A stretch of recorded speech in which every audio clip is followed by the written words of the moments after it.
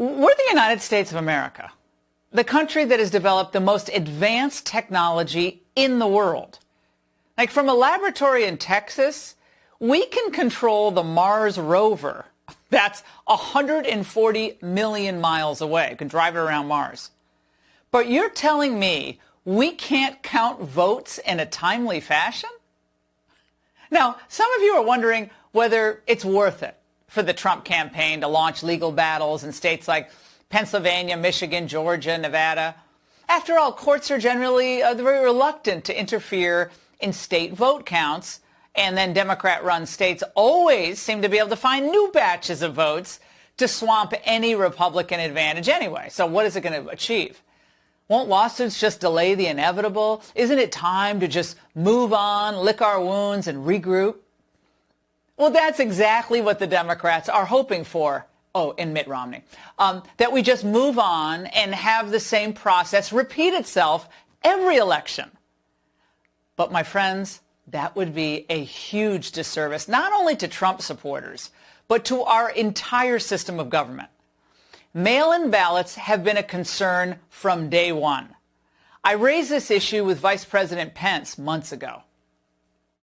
Mail-in ballots, sir, are a looming disaster. I foresee a scenario where President Trump could actually be ahead in key states on election night, but those states couldn't have counted all the mail-in ballots. The one person, one vote right is at the very center of our democracy. And the president's made it very clear that we're not going to stand idly by while you see, Democrat states and Democrat governors use the backdrop of the coronavirus to send millions of ballots all across their states and all across this country. But this universal mail-in voting where you're going to see literally ballots showered all across the state, it is ripe for fraud, and we are headed straight to the courts to put a stop to it. And straight to the courts they went. Now, look, we've all heard the stories. Friends who received multiple ballot applications, others receiving ballot applications from multiple states where they used to live, or applications for dead relatives. I know some of those instances personally. But that was just the tip of the iceberg. And again, we all saw this coming. President Trump saw this coming. Here's some of what has already been reported. A Michigan state senator posted this video online, purportedly showing a GOP poll observer being thrown out by election officials. Note the reaction from the poll workers.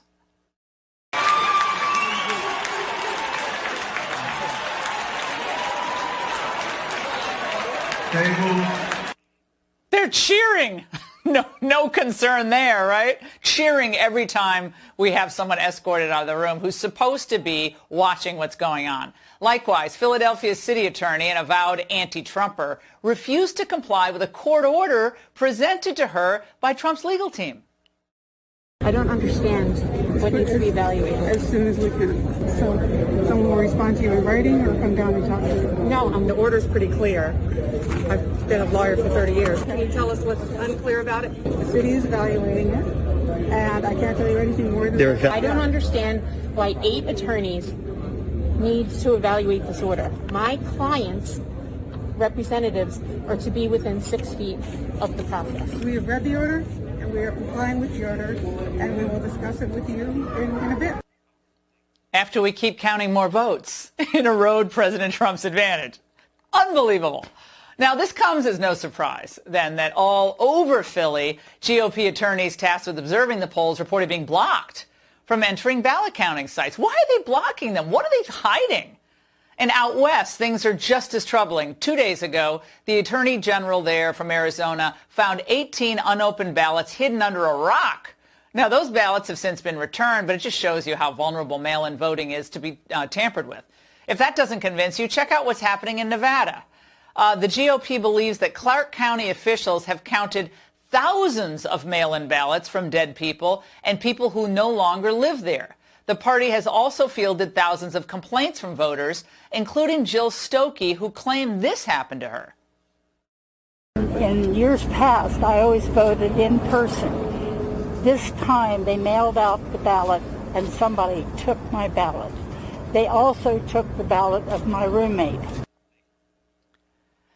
Guaranteeing the integrity of our vote is necessary for both parties. Vice President Biden says let every vote count, but that's foolish and would be illegal, as state laws require that certain parameters be met for voter eligibility. I couldn't go vote tonight if I wanted to. Should that vote count? In other words, we should ensure that every legal vote counts, to be specific and correct. Every improper vote cancels out a legal vote on the other side. That must never be allowed to happen.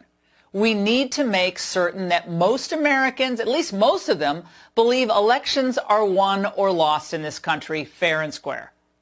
And the fact is, right now, almost all of us who voted for President Trump, around, 70 million Americans or so, we have real concerns about this mail-in voting and how this vote is being conducted. We don't trust the people counting the votes. I'm sorry. There's good reason not to trust them. And a lot of Americans don't trust the local officials overseeing the process. And they certainly don't trust the media reporting on it. My goodness, given what we've seen.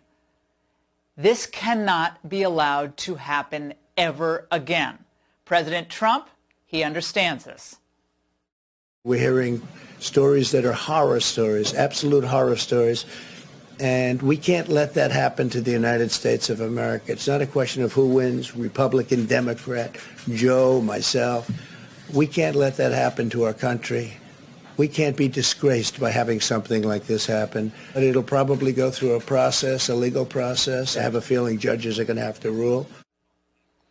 Unless something highly unusual happens, Americans should always know the winner of the election on election night or maybe the next morning.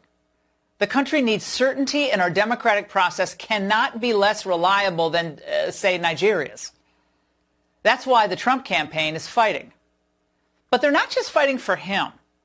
They're fighting for us, so that generations from now, this election isn't going to be remembered as just another sad example of elite corruption, but as a moment when we were diligent about getting to the truth. Democracy is sometimes messy. It sometimes requires a little patience as well. But that patience has been rewarded now for more than 240 years with a system of governance that's been the envy of the world.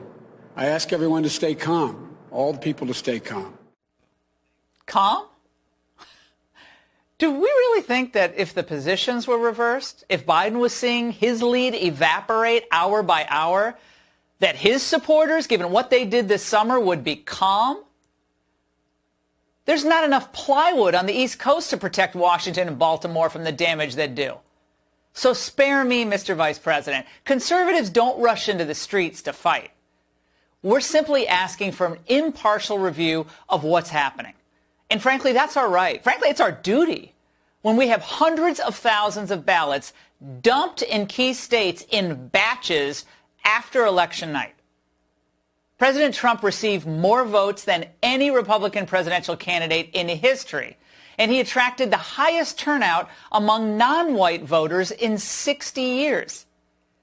Now, he was able to do this not because he gave in and gave up when the going got tough, but because he knew how to fight for first principles. It's about time we had a Republican who knew how to fight.